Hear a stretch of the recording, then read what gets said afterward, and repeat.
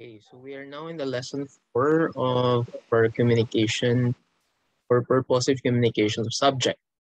Now, in the lesson 4, we will be discussing the varieties and register of spoken and written language. Last time we talked about multicultural context and globalization at the previous lessons. Now, with the registers and varieties of language, there are a lot of varieties of English language around the world, no? And some of them are very familiar with us, and some of them are seen in movies, in YouTube, and even in educational setup. So in lesson 4, this is I think the second to the last lesson before our prelim ends or prelim starts, no? Prelim examination. So let's start with the lesson 4. No? So when we talk about register, it was introduced by um, Halliday, no, and the other people during 1964 to 77.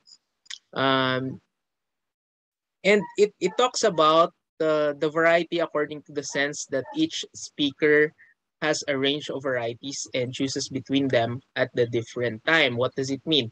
There are a lot of Englishes around the world, no, that it varies from one place to another. There are terms that somehow not familiar to the certain region of the country. However, this is somehow similar with the words that is being used. As a matter of fact, the meaning of the words are still the same, but however, the terms or the register that they use are different. The register is a set of meaning that can easily become identified with particular groups. Different occupations and activities have a variety of registers that are not typically identified with any speech community, but is tried to communicate uh, or to communicative situation. Register also refers to the level of formality of speech in a casual conversation with friends, or you will likely use more colloquialism, contractions, and incomplete sentences than you would, for example, talking to a judge in court, or even asking someone for a date, or asking a friendly letter, or checking your parents abroad or outside your country. So those are the registers. Considerably, our linguistic repertoire consists of a set of linguistic varieties that we have at our command, each of which enables us to use as dictated by the speech community. And varieties of language are identified through certain levels.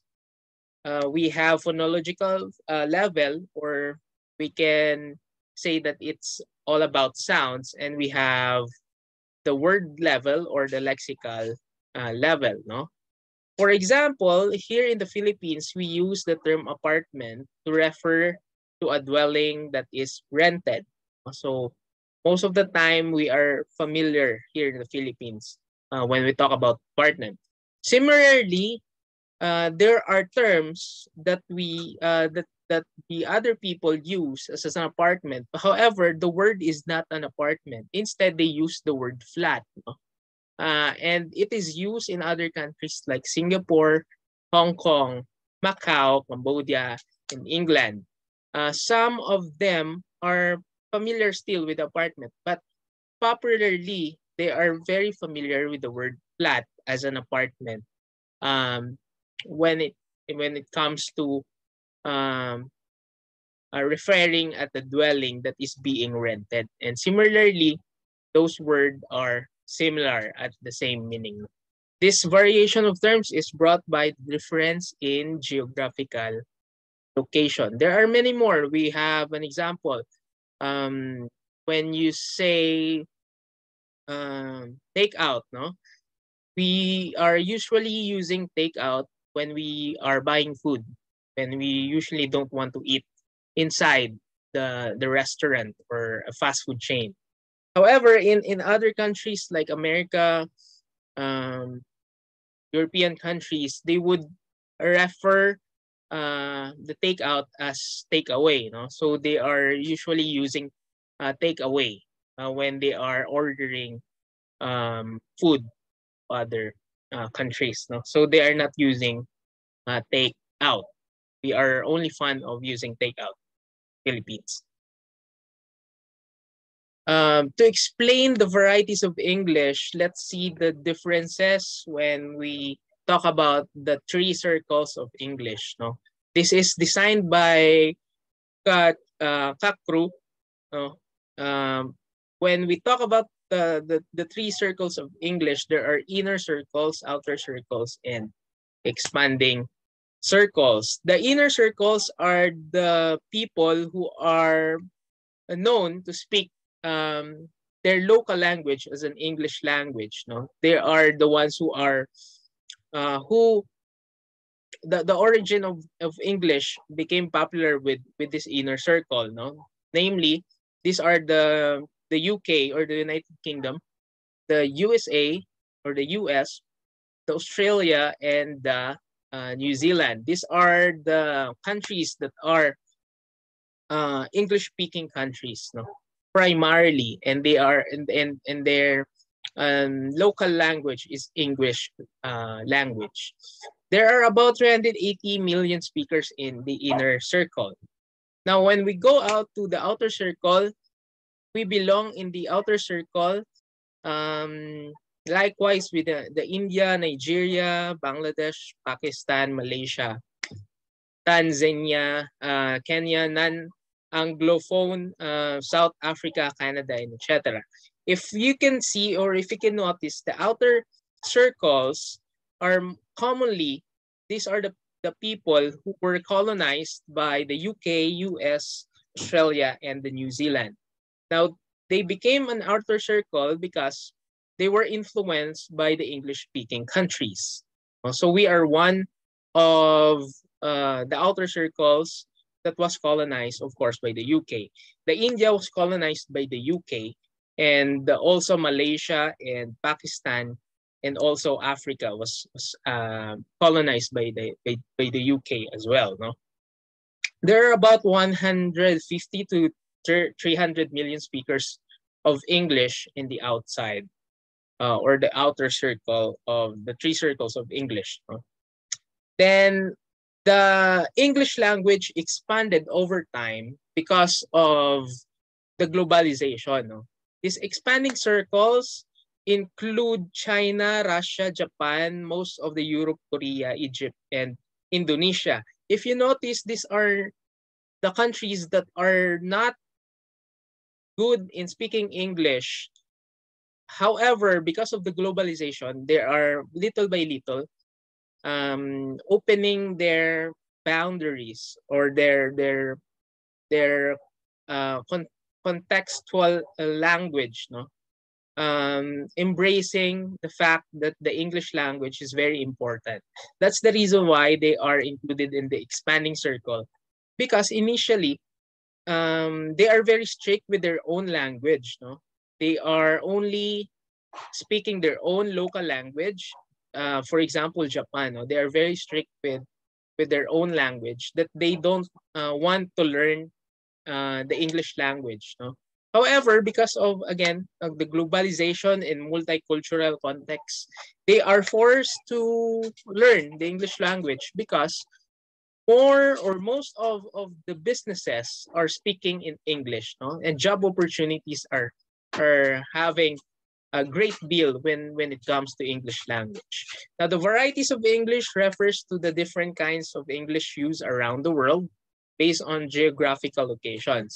Several major varieties are American, British, Australian, New Zealand, and as well as Black.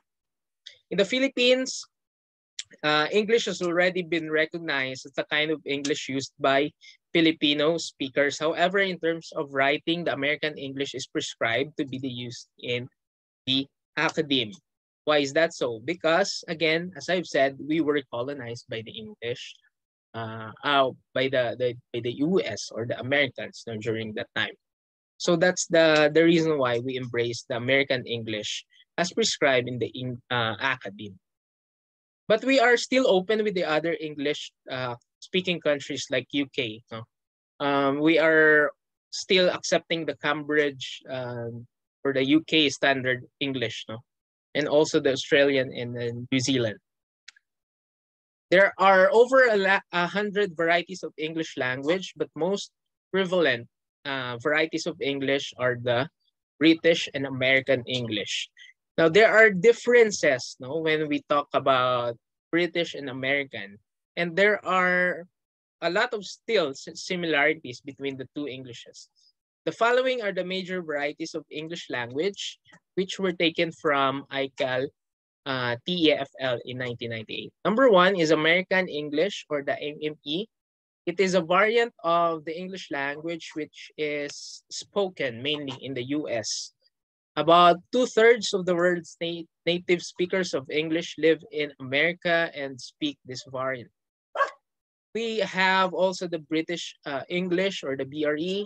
It is a variant of the English language which is spoken in the United Kingdom along with American English. British English is one of the main variants taught in English as a second language and as a foreign language program. And the third one is Australian English, or Australian English, or the AUE.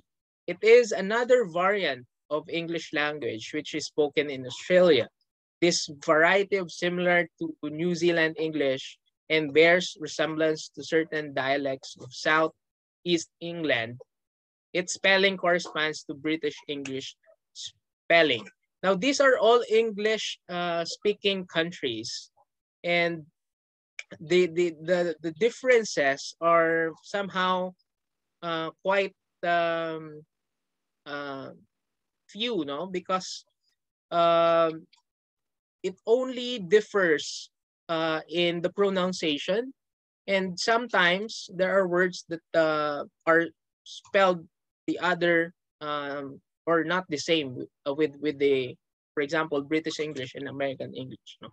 And for the Australian, I think this is somehow similar with the American English, no? So there are a little differences, and there are a lot of similarities in terms of their English. We also have New Zealand English, or the NZE. It is a variant of English language spoken as the first language by most people in New Zealand. New Zealand English is most similar to Australian English in pronunciation, with some key differences. Because originally, the origin of the Australian language came from the New Zealand English, no? And we also have the Black English. This is called African American Vernacular English. These are the Black people residing in US, no? So their pronunciation and accent are different. They have clippings, a lot of clippings. It is a broad term used to refer American English and British English as spoken by Black communities in the US and the UK. We also have Singapore English that was recently becoming worldwide accepted, no? Same with the Philippine English, because Singapore English are little by little being recognized by the world, no, as a speaking countries because of the business opportunities, no? They are using the English language. The English of Singapore is Sing-ing or Singlish, no? Singapore English is the language variant, which is considered the most popular medium of communication in the academe. If you go to Singapore, most of the people there are or can speak an English language, but not the American English. They have the accent of still an Asian English speaking people, no, who are trying to speak the English. But they are very good in speaking English as well, no? Same with the India. The India has a very good English. However, the accent is like having a rising and falling intonation, no? So that's how they speak the English language. Now, for the Philippine English, we also have a unique way of trying to say the English in the world, no? However, we are still patterning our our English with the Americans, since our standard of English is in the American Standard English. It is another variety of English language related to American English in terms of spelling and grammar. Besides the Filipino language, the English language is native to the Philippines and is considered as official language. Non-native pronunciation abound in the spoken language, and grammatical flaws are oftentimes inevitable. Hence, code switching is prevalent in formal and more likely in informal situation. Now, this code switching is a term when we are conversing with fellow Filipinos. No, the moment that you cannot express yourself in English, that's the time you use the code switching. You use other dialects if you are conversing with the people in Luzon. No, you use English or Tagalog, that is Taglish. No, that you are code switching, or you are switching language from English to Tagalog, or a mix. No, so that you will be understood by the people. Konyo is a code switching technique. No, when you are speaking with other people. English plus Hiligaynon is also a code switching. English plus Bisaya when you are speaking to a fellow Bisaya is also called code switching. Now, when you are also mixing other dialects such as Hiligaynon, Bisaya, and English, that is also called code switching as well. Now, the forms of language register are most important or most appropriate in professional and business writing. We are using this in letters, no? In business letters, business reports, some essays, academic essays, announcements, official speeches, and professional emails. No? So when we talk about formal register, it entails the use of formal writing, which seems to be the most difficult type of writing. It is impersonal, which means it requires strict implementation of the rules and standard writing, and is written without considering emotions. No? So this is highly objective and following the rules of grammar. There are rules to follow in a formal language register. Number one is do not use contractions. These contractions are very oftentimes used in Black Americans. No, so do not use isn't, aren't, can't. Instead, use the is not, are not, or cannot. No, those are formal use of language. Do not shortcut or do not use clippings. That is called clippings. Spell out number less than 10. Write in the third person point of view. Avoid using too much passive voice. Avoid using slang, idioms, exaggerations, and cliches. Avoid abbreviations and acronyms. Do not begin a sentence with a word like and, so, but, also. Always write in complete sentence and observe economy in writing. Longer and complex sentences are acceptable as long as they do not become wordy. Write using simple but substantial and meaningful sentences. These are all basic, and these are common knowledge, no, when we are writing letters and writing business reports or writing an essay to be passed in school, no, or in work. So that is self-explanatory. So you have to follow these rules for you to use the formal language register. Now, unlike the formal, the informal use of language register do not follow as certain rules. No, you are free to use anything. No, you can use passive voice as many as you want. You can use those contractions like ain't, can't. No, so there are no rules for the informal writing. No, so you can use as much as those things mentioned a while ago. So personal emails, short notes, most most of the time vlogs, literary notes and short stories, friendly letters, diaries, and journals are used in informal language register. Now we also have the neutral register. Some writings are written in neutral, which means that they are not specifically formal or informal.